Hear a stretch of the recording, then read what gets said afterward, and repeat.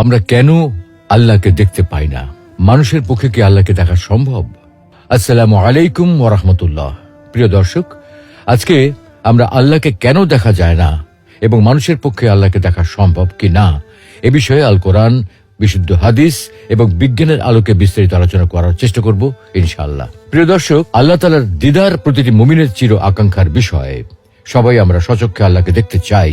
নবী, রাসূল, আল্লাহ সকল প্রিয় বান্দা সকলেই নিজ চোখে আল্লাহকে দেখতে চায়।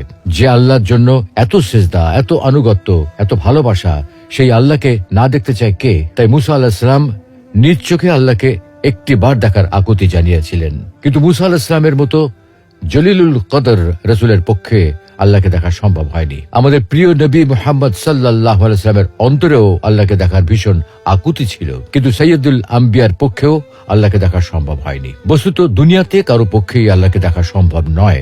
আল্লাহকে দেখা সম্ভব না হওয়ার কারণটা কি?